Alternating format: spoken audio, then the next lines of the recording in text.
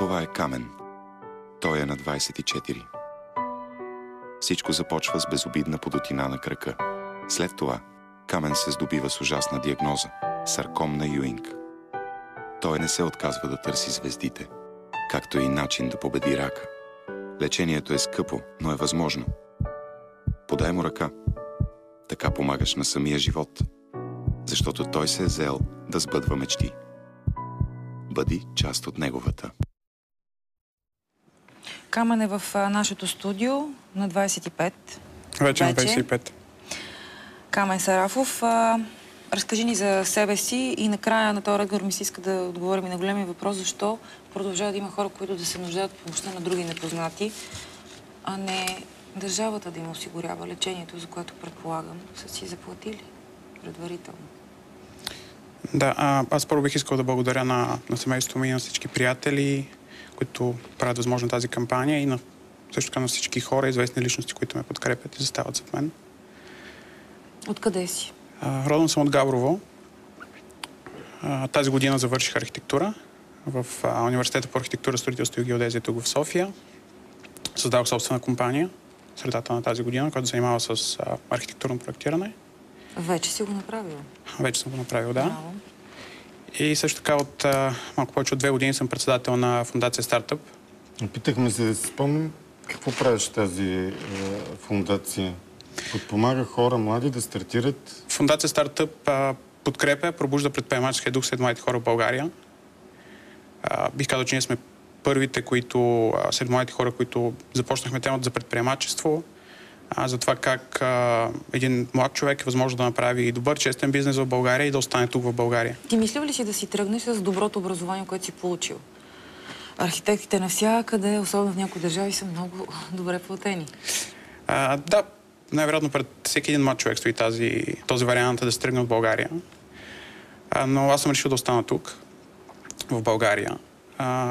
Заради това и се занимавам с стартъп и подкрепям, помагам на хората около мен. Сега обаче се нуждаеш от помощта на хора, които дори не познаваш. Кажи ни как разбра за тази диагноза и каква е точно тя? Всичко започна края на миналата година с едно леко подуване на четвъртия пръст на левият ми крак, което в началото изглеждаше много невзрачно и просто подуване, сякаш съм се ударил нещо. Но след няколко седмици, включително и месеци, вече това подуване се усилваше и мен започна да ме притеснява, съответно потърсих лекарска помощ. И така, минавайки от един лекар на друг, в началото на тази година ми направиха биопсия, което значи взимане на частичка от тялото ми. И тази биопсия съответно беше изследвана. И хората, които изследваха, казаха, че това е някакъв вид сарком. Най-вероятно така наречена сарком на Юинг. С какво е специфично и защо е толкова агресивно и страшно това заболяване конкретно? Сарком на Юинг се характеризира с това, че засяга костите, понякога меките тъкани, злокачествено образование. Това е вид рак. Да, злокачествен рак, който предимно засяга деца от 10 до 18-20 години, много рядко до 30 годишни хора. Предимно момчета и мъже. Характеризира се с това, че има изключително бърз растеж. Тоест нещата се развиват буквално за дни и за седмици. Аз виждам и по мен сега как нещата се променят буквално с часове и с дни. Какво е състоянието и в момента и защо и наистина твоите приятели казват, Камен, няма много време, трябва по-бързо да се помогне? Състоянието ми в момента, всъщност аз началото на годината претърпях операция, за което съм благодарен на лекарите, които ме оперираха. Да, тук в България, която спрямо тогашното състояние мина добре, мина успешно. След нея всичко беше наред, много бързо заздравя кръчето ми. Но в последствие, края на тази година, се появи подуване в лимфните възли в зоната под таза. Състоянието ми в момента е, че освен това подуване в лимфните възли под таза, имам и увеличени лимфни възли в корема, което прави невъзможно оперативната намеса. Какво трябва да се направи? Какво казват лекарите? Лекарите в момента контактувам с няколко болници в Европа, в Щатите, в Израел, в Мексико. В България какво казват? Ами, в България препоръката на лекуващия лекар беше да потърси помощ и съдействие в случаи в чужбина. България всъщност такива? Ами, спрямо моите проучвания, защото доста съм чел вече, в световен мащаб, честотата на това заболяване е от порядъка на 1 към 200 хиляди до 1 към 1 милион. Тоест в България има случаи, порядъка на 20-30 такива случая. Въобще... А лекарите в България казват, търси помощ в чужбина. Обърнали се към фонда за лечение в чужбина? Да, обърнали се към фонда. Всъщност, от гледна точка на държавата има инструменти, има институции, които са предвидени за такива случаи. Да. И най-вероятно те работят много добре, когато има повече време. Свързах се с хора, които са ги използвали. Включително едно момче, който се оперирал преди 2 години във Франция. Него са били нужни 3 месеца, за да вземем финансиране от държавата. По съответния протокол е 2. Тоест ти си се отказал заради това, което ти разказвали, заради...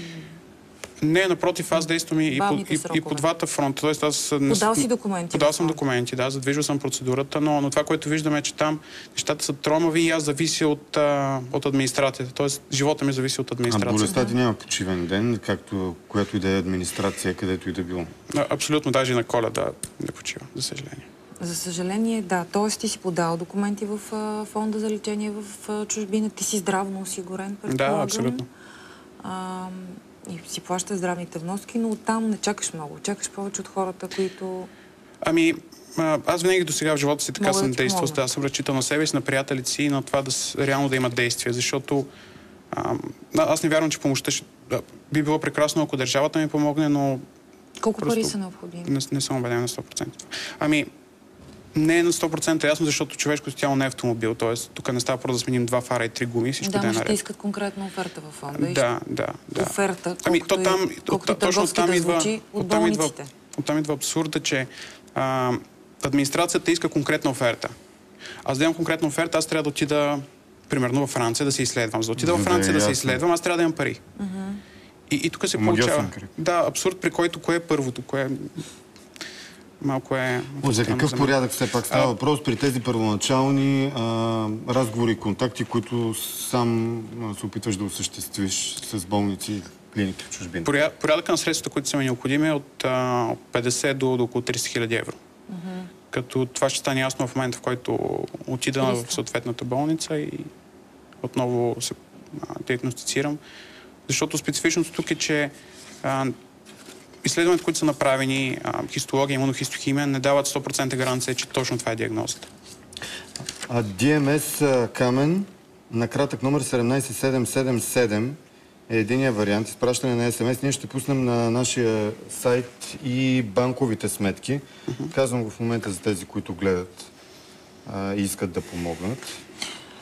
Има ли лекари в България, които вече са ти дали документите, така необходимо и лелеяни от много други хора в твоето положение, които да удостоверят в България, не можем да помогнем на този човек, отивайте в чужбина? Имаш ли ги тези документи? Ами, една част от тях имам, за друга част работя в момента.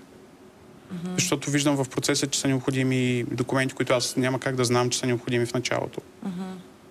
Кога си започнал процедурата към фонда за лечение в чужбина? Процедурата започнах края на тази година, когато видях, че нещата стават... Сега, скоро си започнах. Да, абсолютно скоро. Всъщност последните седмици, буквално и месец, се разви така интензивно. Какво ти казаха? Колко време ще им е необходимо, за да си набавиш документите и съответно да ти кажат дали ще отпуснат сума или не? Ами, с точен срок никой не се е обвързал. Аз затова се свързах с хора, които са минали по този път, за да видя как стоят нещата на практика. Опиши как изглеждат твоите мечти. Човек, когато се бори с тежка болест, клише е, че трябва да си представя добрия изход и добрия финал. Как си го представяш ти? И за какво си мислиш в ситуация, в която не си в тази суматоха и лудница да звъниш по телефони, да събираш средства и така в ситуация на покой, на спокойствие, ако въобще имаш такова? Болестта е доста голямо изпитание както за тялото, така и за духа. Живота ми се обърна буквално наобратно. Мечтите, които имах преди, все още стоят. Какви са те? Как изглеждат? Имам една много голяма мечта да построя сграда в космоса. Сериозна мечта. Да. Която сега още по-силна сякаш. Това е нещо, което ме движи напред. Също така с мечта и вярвам в това, че ние сме хората, които можем да променим България, младите хора. Не да чакаме помощ отвън или някой да дойде да промени нещата. По какви проекти работи сега твоята фирма, компания, която си направил след като си завършил университета? Работи предимно гледам малко така по-мащабно на нещата. Работя с клиенти от Съединените щати, от Европа. Ти наистина си по-мащабните неща. Поздравление за което.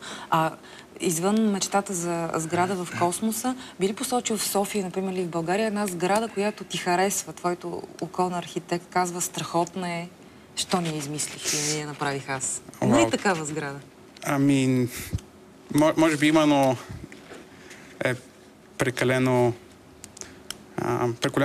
голяма платформа, за да изказвам такова мнение. Смисъл, не бих искал да казвам тази сграда. Смяташ, че ще е безотговорно? Не мисля, че ще бъде коректно от моя страна. Чел ли си изворът на Айн Ранд? Части от него. Прочти цялата книга. Мисля, че може да откриеш много от себе си и там. Желаем ти успех и късмет. И още нещо. По Коледа има много клишета. Мислиш, че има и лицемерие в това желание хората да се покажат, може би, в собствените си очи много благотворителни, много помагащи, или напротив, тези, които имат нужда от помощ, трябва да се възползват от това желание. Мислиш, че има суета в благотворителността? Понякога. За мен беше много трудно това решение да излезе и да кажа пред всички, пред света, че имам нужда от помощ. Всъщност, когато беше операцията... Трудно ли е човек да преодолее това свое притеснение, смущение или не знам какво? Трудно ли е? За мен лично беше изключително трудно и все още е трудно. Когато беше в операцията на началото на годината, много малък брой хора знаеха за нея. То всъщност няма нищо лошо да кажеш. Хора се нуждаят от вашата помощ. Може би да, но сякаш това е нещо, което като малки сме били възпитани така, че това е нещо лошо. Тоест да кажем, да го пазим в себе си. Да, че им нужда от помощ, че нещата не зависят от нас, не държим контрола. Значи един съвет, когато имаме нужда от помощ, да го кажем, да не го таим в себе си, намират се и вярваме в случая, че ще се намерят добри хора, които ще помогнат. Да, също вярвам и виждам колко много хора ми помагат и това е изключително. За мен не съм очаквал такава. Ще видим отново клипчето с номерът, на който може да изпращате СМС-и в сайта на BTV, btvnews.bg. Ще бъде качена и банковата сметка, за да може всеки, който иска да помогне на Камен, за да построи сграда в космоса. Стискаме ти палци и ти благодарим, че беше с нас. Аз също благодаря. Това е Камен. Той е на 24. Всичко започва с безобидна подутина на крака. След това Камен се здобива с ужасна диагноза – сарком на Юинг. Той не се отказва да търси звездите, както и начин да победи рака. Лечението е скъпо, но е възможно. Подай му ръка. Така помагаш на самия живот. Защото той се е заел да сбъдва мечти.